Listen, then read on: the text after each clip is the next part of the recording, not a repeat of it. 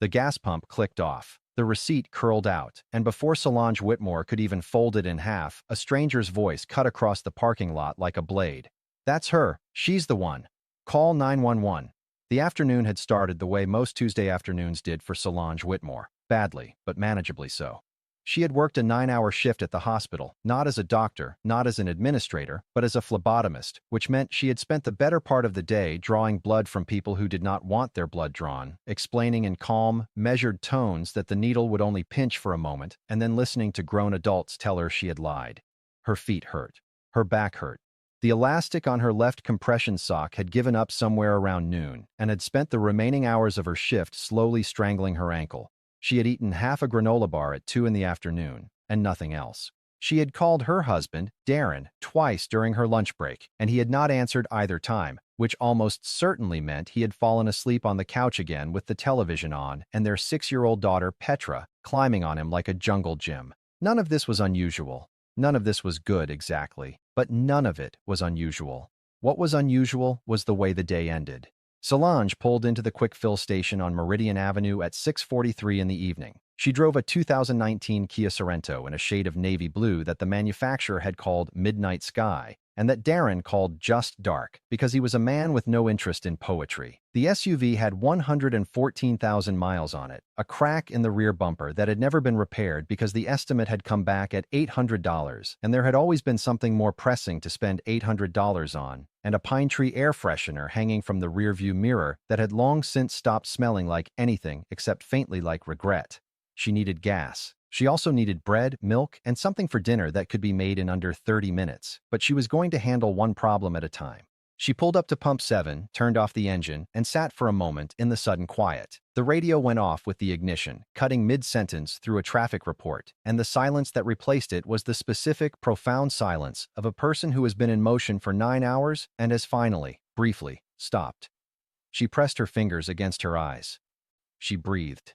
She thought about the granola bar and wondered if she was actually hungry or just tired, and concluded it was both, equally, inseparably.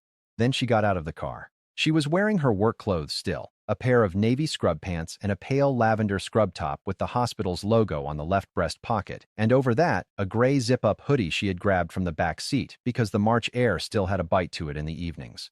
Her hair was natural, coiled tightly close to her head, and she had not touched it since 6 in the morning, which meant that the left side had compressed slightly from where she had rested her head against the window during her lunch break, and the right side had expanded generously in the dry indoor air of the hospital. She was wearing her ID badge still, clipped to the front of the hoodie, her name, her photo, the blue stripe that indicated her department, the small gold star sticker that Petra had pressed onto the laminate 2 weekends ago and that she had not had the heart to remove. She swiped her debit card. She selected the grade. She began to pump gas. The quick fill on Meridian Avenue was not a place that invited lingering. It was functional and slightly dispiriting, the way that most gas stations are functional and slightly dispiriting. The fluorescent lights had a particular frequency that made everyone look faintly unwell. The pavement was perpetually damp in a way that seemed unrelated to weather, and the smell was the compound smell of fuel and synthetic air freshener and the hot dogs that rotated on the grill inside without any observable customers ever purchasing them. But it was on her route home. It was always on her route home. She had been stopping here for 3 years. She was watching the numbers climb on the pump display, $4, $6, $8, when she became aware of someone watching her. The awareness came the way it always comes, through the back of the neck, through some prehistoric alertness that has not yet been bred out of the species. She did not turn immediately. She had learned, over the course of her 34 years, to first assess whether the feeling was worth the energy of a response, or whether it would resolve itself if ignored. She looked at the pump display. The numbers climbed. $10, $12. The feeling did not resolve itself. She turned. The woman was standing at pump 5, 2 bays over, holding a fuel nozzle that was not inserted into her vehicle. She was white, late 50s or early 60s, with short silver hair, cut in a style that suggested she had once had a more elaborate style and had grown tired of maintaining it. She was wearing a belted tan raincoat over a floral blouse, and she had glasses on a beaded chain around her neck that she was not wearing on her face, which meant she was squinting. She was squinting at Solange, not glancing, not looking, squinting, in the specific, assessing way that communicates deliberate study. Solange held her gaze for a moment. The woman did not look away. Solange turned back to the pump. $16. 18. She heard the woman speaking. The voice was low, not quite under the breath, but not pitched to carry either. The middle volume of someone who wants to be heard by one specific person, but maintains deniability if challenged. Solange could not make out the words over the sound of traffic on Meridian Avenue and the mechanical noise of the pump, but she caught the rhythm of it, the cadence of complaint, the particular music of someone narrating something to someone else. She looked over her shoulder. The woman was on a phone. She had it pressed to her ear now, and she was looking at Solange's car, and then at Solange, and then at the license plate of Solange's car, and then she appeared to be reading the license plate number aloud. Solange felt a cold drop of something settle in her stomach. Not fear, exactly. Not yet. More like recognition. The kind of recognition that comes from knowing something is happening before you have confirmed what it is. The way you know you've left something important at home before you've figured out what it is you've forgotten. She finished pumping. The handle clicked off automatically at $38.12. She replaced the nozzle.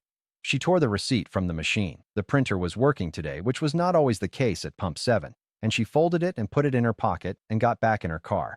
She sat for a moment. The woman was still on the phone.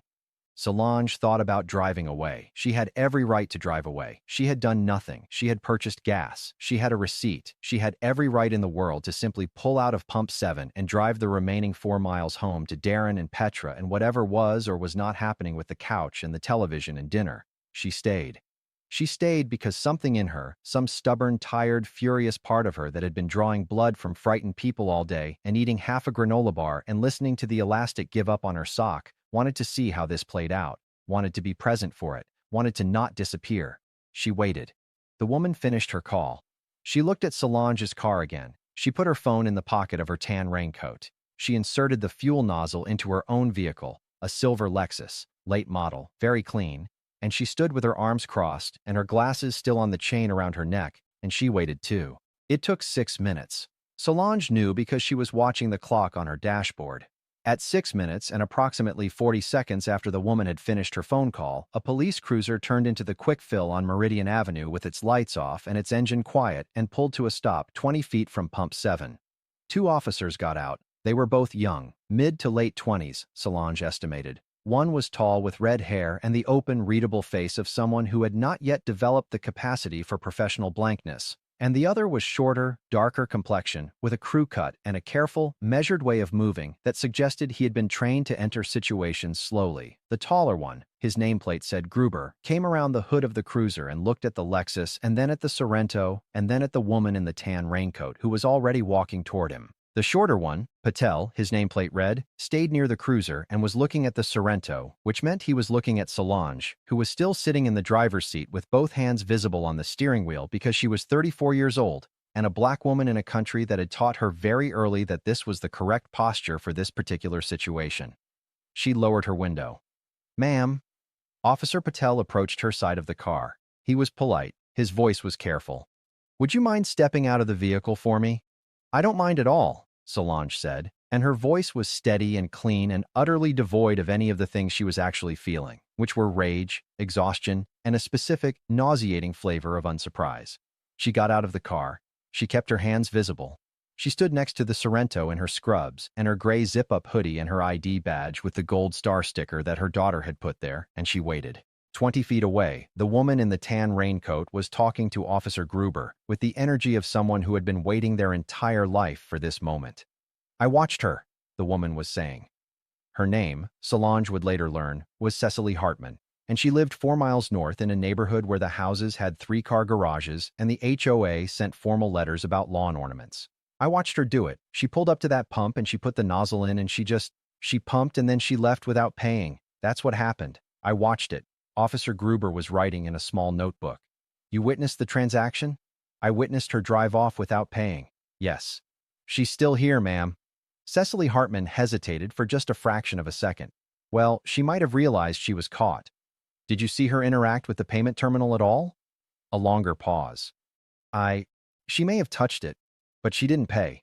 I know she didn't pay." Solange, standing 15 feet away beside her own car with Officer Patel, heard all of this clearly. The March wind was moving across the parking lot in a steady, indifferent way, and there was traffic on Meridian Avenue, but Cecily Hartman's voice carried with the conviction of a person who has never had reason to doubt the volume of her own certainty.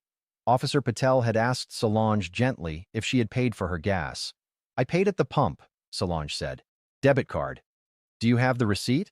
She reached into her hoodie pocket and took out the receipt that she had torn from the machine at Pump 7 and folded in half, and she handed it to Officer Patel, who looked at it. He looked at it for a moment. He looked at it in the way that people look at things when what they are reading does not immediately align with what they expected to read. His expression did something complicated. "One moment, ma'am," he said, and he walked the receipt over to Officer Gruber, and he said something quietly, and Officer Gruber looked at the receipt, and something happened to Officer Gruber's face too. Cecily Hartman, who had been watching this exchange with the satisfaction of a person awaiting confirmation of something they already know, said, "What does it say?" Officer Gruber looked up from the receipt. He looked at Officer Patel. There was a beat of silence, and in that beat, something passed between the two of them that Solange could see but could not entirely read. "Ma'am," Officer Gruber said, and his voice had changed in a way that was very subtle and very significant. "The receipt shows a completed transaction. Debit card, Pump 7, 6:43 this evening." "That can't be right," Cecily said. "It's the receipt from the machine," Officer Gruber said. "It's printed. It has a transaction number." "She must have had someone else's receipt," Cecily said. "She must have picked it up off the ground, or people leave receipts. I've seen people leave receipts." "The transaction time on this receipt is 6:43 and 18 seconds, Officer Gruber said. "We received your call at 6:46. She would have had to pick up a receipt from the ground in the 3 minutes between paying and your call that happened to match the pump she was at and the time she was there." Cecily Hartman opened her mouth. She closed it. She opened it again. "I know what I saw," she said. "What did you see, ma'am?" Officer Patel asked, and his voice was still careful, still measured, but there was something underneath it now, something that had not been there 60 seconds ago. "I saw her. She was acting suspicious." "Suspicious how?" "She was just the way she was standing. She was just standing there." Officer Patel looked at Officer Gruber. Officer Gruber looked at Officer Patel. And then something happened that Solange had not expected, something that she would describe later to Darren on the couch at 9 o'clock that night, and that she would struggle to find the right words for, not because she didn't have words, but because the words seemed inadequate to the specific reality of what she had witnessed. Officer Gruber laughed. It was not a loud laugh. It was not a mocking laugh. It was the laugh of someone who has been holding a very specific kind of pressure inside their chest and has suddenly had no choice but to release it. A short, involuntary exhale of laughter that he immediately pressed back down with professionalism, pressing his lips together and looking at the receipt again, as though the receipt were a document of great importance that required his full attention. Officer Patel did not laugh, but the corners of his mouth moved. Cecily Hartman looked between them. "What is funny?" she demanded. "What is funny about this?" Officer Gruber cleared his throat. "Nothing is funny, ma'am." He folded the receipt carefully and walked it back to Solange. "I apologize for the inconvenience," he said, and he said it to Solange directly, looking at her, not at Cecily Hartman, not at the middle distance. "The transaction is verified. You're free to go." Solange took the receipt. She looked at it once. She put it back in her pocket. "Thank you," she said. She got back in the Sorrento. She started the engine. She should have driven away. She absolutely should have driven away. She had the receipt, she had the apology, she had the officer's acknowledgement, and she had 4 miles between her and Darren and Petra, and something that could be made in under 30 minutes. And all 4 of those miles were in the direction away from Pump 7 at the Quick Fill on Meridian Avenue. Instead, before she put the car in reverse, she rolled her window back down. "Officers," she said. Both of them turned. "I want to file a report." There was a silence. "A report," Officer Gruber said. "She called 911 and told you I stole gas," Solange said. Her voice was still steady, still clean. "I didn't steal gas. I have a receipt. I'd like that documented." Officer Patel looked at Officer Gruber. Officer Gruber looked back at Officer Patel. Then Gruber reached for his notebook. Cecily Hartman, standing 2 bays away in her tan raincoat beside her silver Lexus with the fuel nozzle still in her hand, said nothing.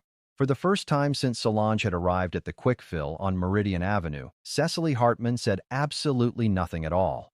The report took 11 minutes. Officer Patel took down Solange's information, her name, her contact details, her description of events, with the same careful, measured pace he used for everything, but his pen moved with a specificity that suggested he was being thorough in a way that went slightly beyond minimum requirement. Officer Gruber had gone to speak to Cecily Hartman again, and though Solange could not hear that conversation, she could see it, and what she saw was Cecily Hartman's body language shifting from the upright, forward-leaning posture of righteous certainty to something smaller and more defensive.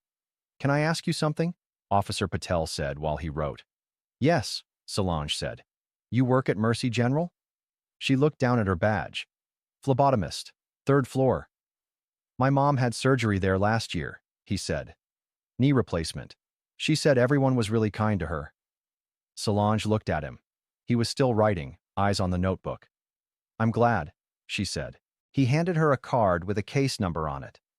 "Someone will follow up with you in the next few days," he said. "You can call that number if you don't hear anything." She took the card. She put it in her pocket next to the receipt. She drove home. She made pasta with jarred marinara sauce and frozen meatballs, which took 22 minutes and was not the worst thing she had ever eaten, and Darren sat across from her at the kitchen table and listened to the whole story, with his fork suspended halfway between his bowl and his mouth for most of it. And when she finished, he put the fork down and said, "You filed a report?" "Yes," she said. "Good," he said, and then, after a moment, "You have the receipt?" She pulled it from her hoodie pocket and set it on the table between them. He picked it up and looked at it. He looked at it for a long time, the way Officer Patel had looked at it, the way Officer Gruber had looked at it. Then he set it back down and smoothed it flat with his palm. 3812, he said. 3812, she confirmed. He nodded slowly. He picked up his fork. The officers laughed? One of them. Just for a second. Darren nodded again. He ate a meatball. He chewed it thoughtfully. "Good," he said again, and the word meant something different this time. Layered, weighted with the understanding of a man who knew his wife and knew the world and had been waiting, since the moment she had said the words she called 911, to hear something in the story that bent toward justice. Petra appeared in the kitchen doorway in her pajamas, trailing the stuffed elephant she had named Gerald for reasons she had never adequately explained. "Mommy, are you done with dinner?" "Almost, baby," Solange said. "Did something bad happen today?" Solange and Darren looked at each other across the table. "Something happened," Solange said. "And then something else happened. And the second thing was okay." Petra considered this with the grave seriousness of a 6-year-old processing adult logic. "Okay," she said, apparently satisfied, and disappeared back down the hallway. Solange looked at the receipt on the table. $38.12.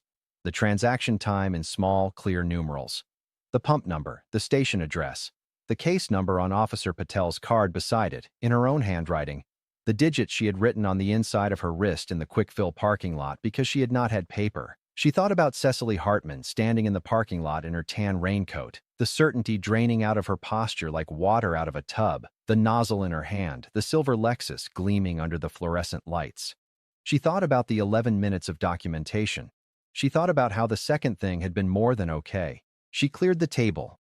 She washed the dishes. She kissed Petra goodnight and sat with her for 4 minutes until Gerald the elephant had been positioned to Petra's satisfaction. And then she went and sat on the couch with Darren and the television, and she thought she would feel more, somehow, more satisfaction or more anger or some cleaner version of both. But what she actually felt was tired, and also something she couldn't quite name, something that sat between resolution and unfinished business, like a sentence that has been started but not yet ended.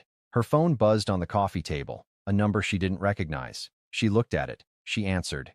"Ms. Whitmore?" A voice, female, professional, slightly formal. "My name is Sandra Cho. I'm a journalist with the Metro Courier. I'm sorry to call at this hour. I'm following up on an incident at the quick-fill station on Meridian Avenue this evening. I was given your name through a contact at the department. Would you have any interest in speaking with me?" Solange looked at Darren. Darren looked at her. The television was on, but neither of them was watching it. "How did you hear about this?" Solange asked. "Someone at the scene recorded a portion of it on their phone," Sandra Cho said. "It's been posted. It's gotten quite a bit of attention." "How much attention?" Solange said.